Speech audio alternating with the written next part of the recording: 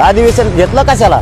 कोणाचा हट्टापायी एकच विषय घेता, आमच्यावर थोपवताय का ते आरक्षण? ओबीसीतून 50%च्या आत आरक्षण पाहिजे, परंतु सगळ्या सोयऱ्यांच्या अंमलबजावणीच्या बाबतची तुम्ही चर्चा कसं काय करत नाही? आणि तुम्ही आम्हाला दुसरं ताट दाखवता, हे चालणार नाही, अजिबात नाही चालणार. आम्हाला सगळ्या सोयऱ्यांचीच अंमलबजावणी पाहिजे. आणि कशी सगळ्या सोयऱ्याची अंमलबजावणी करीत नाही तेच मी बघतो. आता हे कशी करीत नाही अंमलबजावणी होतं ना उपचार?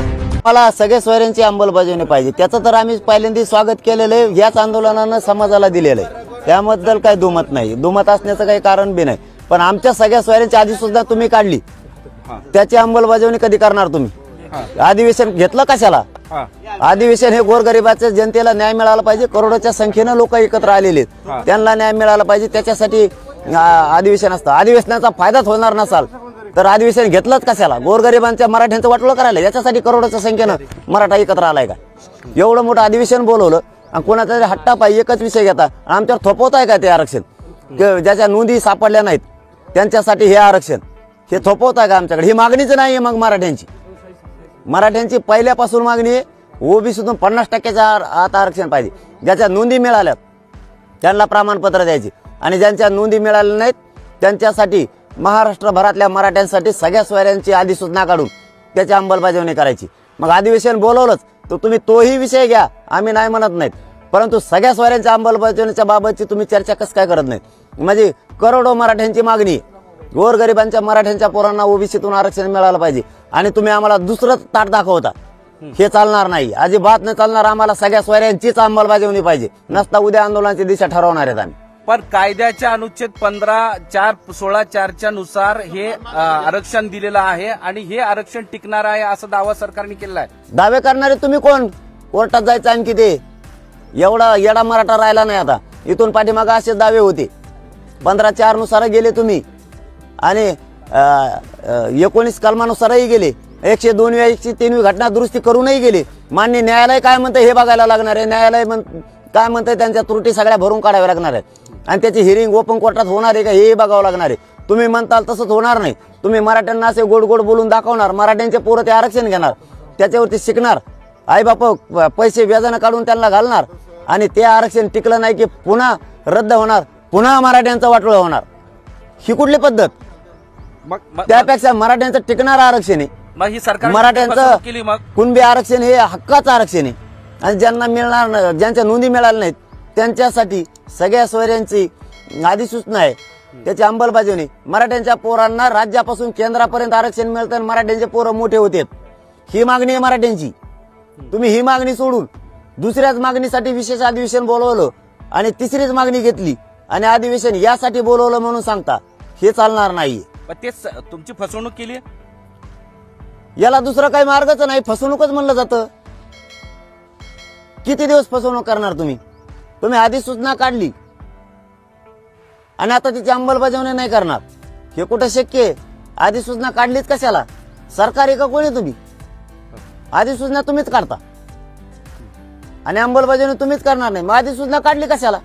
हे जर आरक्षण तुम्हाला द्यायचं होतं तर काढलीच कशाला? ही मागणी हाय कोणाची? कोणत्याच मराठीची नाहीये.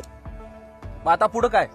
उद्या आंदोलनाची दिशा ठरवणार. जर यांनी आज संध्याकाळपर्यंत त्या अधिवेशनात सगळ्या सोयऱ्यांची चर्चा करून अंमलबजावणीची जर घोषणा नाही केली तर उद्यापासून आंदोलनाची दिशा ठरणार आहे.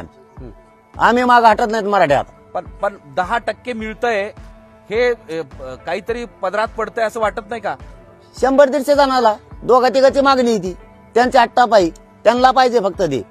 पण त्याच्यात मराठ्यांच्या पोरांचं वाटलं होणार आहे. ते जर आरक्षण टिकलं नाही तर पुन्हा मराठ्यांचे पोरं जसे मागे ECBC रद्द झालं, 4 वर्ष आंदोलन केले, असेच पुढे 5-7 वर्ष आंदोलन करायची. म्हणजे नुसत्या आंदोलनातच वय निघून जाणार. त्यांना नोकऱ्यांचे अधिकारी होणार का वा? इथं आमचं टिकणारं आरक्षण आहे हक्काचं ओबीसीतलं, त्या आरक्षणाची अधिसूचना तुम्ही काढली, त्याच्याबद्दलची अंमलबजावणी आम्हाला पाहिजे, बाकीचं आम्हाला काही कळत नाही. पण हे टिकवणार असं कायद्याच्या चौकटीत असलं आरक्षण देणार आणि टिकवणार असं सरकारने सांगितलेलं आहे. अरे पण आम्हाला नाही ना पाहिजे ते. ज्या जमिनीचा 7/12 नाही तू कसं काय टिकणार? ज्या जमिनीचा 7/12 तेच कोर्टात टिकणार की ही जमीन तुझी, ही ताबा कर. ते टिकतच नाहीये, ते तू बार देणार, ते 50%च्या वर जात आहे. इंदिरा साहनीचं जजमेंट सांगतं 50%च्या वर आरक्षण टिकत नाही. अरे मराठे हुशार झाले बाबा आता, इथून मागे तुम्ही आम्हाला तेच शिकलं, आम्ही टिकणारं दिलंय, ईसीबीसी टिकणारच होतं, कमून वाटलं झालं मराठ्यांच्या पोराचं. आजही पोर आंदोलन करतात ते. त्या आयोगाने शिफारस केली की अपवादात्मक परिस्थितीमध्ये 50% वर हे अपवादात्मक परिस्थिती आहे म्हणजे टिकू शकतं, असा एक शिफारस आहे या अहवालात. अहो अहवाल आणि मागासवर्ग आयोगाने त्यांचं काम केलंय. मान्य न्यायालयाने सांगितलेल्या त्रुटी भरल्यात का? त्याच्यावर तुम्ही अभ्यास कोणचा केला, कोणचा नाही. तुम्ही आता शिकता अहवाल स्वीकारलाय, कॅबिनेट समोर ठेवलाय, कॅबिनेटने फक्त मंजुरी दिली. प्रक्रिया लई लांब आहे. पहिल्यांदा नव्हतं कळत, दप्तर तुमच्या जवळ होते, दप्तर आता आमच्या जवळ सुद्धा आहेत. नाही, पण 2018 जो कायदा केला होता त्या कायद्यावरून जेव्हा सुप्रीम कोर्टात याच्यावर सुनावणी झाली त्या दरम्यानच्या काळामध्ये त्यावेळेसच्या गायकवाड समितीचा अहवाल हा दोषपूर्ण असल्याचं किंवा तो सपोर्टिव्ह नसल्याचं सांगितलं होतं. पण आत्ताचा जो अहवाल असेल तो सपोर्टिव्ह असणार आहे, तो कायद्याच्या चौकटीत असणार आहे, असा सरकारचा दावा आहे. सरकारने त्यावेळेस दावा केला होता गायकवाड कमिशनच्या टायमाला सपोर्टिव्ह म्हणून, एवढी केलाय. तिकडे न्याय मंदिर आहे आणखी, त्यांना सिद्ध करून दाखवावं लागणार आहे तुम्हाला. आणि तुमच्या तोवर रद्द होणार, सिद्ध करूच तर 3 वर्ष जाणार. लागली काढी आमच्या पोरायची पुन्हा, झालं वाटलं आमचं पुन्हा. आमच्या बापा नुसते कर्ज काढून पोरं शिकवायलाच. मग नाही, त्यावेळेस असं सांगितलं होतं की गायकवाड कमिशनचा समितीचा अहवाल तो प्रॉपरपणे सुप्रीम कोर्टाच्या समोर सादर केला नाही, त्याच्या संदर्भातलं सांगितलं नाही, म्हणून ते आरक्षण टिकलं नाही. आता मात्र ती जबाबदारी सरकार घ्यायला तयार आहे. त्यावेळेस सरकारनेच घेतली होती. त्यावेळेस का शेतकऱ्यांनी घेतली होती का जबाबदारी एखाद्या मी टिकून दाखवतो म्हणून? त्यावेळेस सरकारनेच घेतली होती. सरकार असंच करतंय. आमचं त्याबद्दल दुमत नाही भाऊ, तू टिकेव नाही तिकडे तुला गळ्यात बांधून हिंडते. आमची मागणी ओबीसीतून आम्हाला आरक्षण आमचं कुणबीचं आहे ते आम्हाला पाहिजे. आणि ज्या मराठ्यांच्या नोंदी सापडल्या नाहीत त्यांच्यासाठी सगळ्या सोयऱ्यांची अधिसूचना आहे त्याची अंमलबजावणी करा. ते ज्याला घ्यायचं ते घेतील, हे आम्ही म्हणतोय. 19 ज्याला घ्यायचं ते घेईल, इथं जोर जबरदस्ती कोणाला नाही. पण ज्याला जे पाहिजे ते घेईल, याची अंमलबजावणी करा. नाही 2 महिन्याचा वेळ मागितला, दिला 24 डिसेंबर पर्यंत. आज 20 फेब्रुवारी, 4 महिने झाले. तुम्ही का मराठी येडी समजत का? मराठी आता घरात बसल्या बसल्या, शेतात बसल्या बसल्या वाचित आरक्षण म्हणजे काय? कोणचं टिकणार आहे, कोणचं नाही टिकणार? पुन्हा पोराचं वाटोळ होणार आहे. आमची मागणी आहे ओबीसीतून आरक्षणाची, ती आमच्या हक्काची. हट्ट नाही आमचा देऊ, त्यांचं काढून द्या. आमच्या नोंदी सापडल्यात, नोंदी तुम्हाला द्यावाच लागणार आहे. सगळ्या सोयरीची अंमलबजावणीच करावी लागणार आहे. पण पुन्हा आंदोलन तेच कुठपर्यंत चालणार आहे? नाही, आम्हाला लढावंच लागणार आहे. लढल्याशिवाय न्यायच नाहीये. आणि मी तरी अर्धवट सोडित नसतो.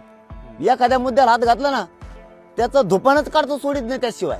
मग ते कसला तुरुम का, कोणचं सरकार असू नाही, तिकडे फारकार असू. माझ्या जातील दैवत मानलेलं आहे, जातीसाठी मरेपर्यंत मी लढणार आहे. आणि कसे सगळे स्वारीची अंमलबजावणी करीत नाही तेच मी बघतो आता, हे कसे करीत नाहीत.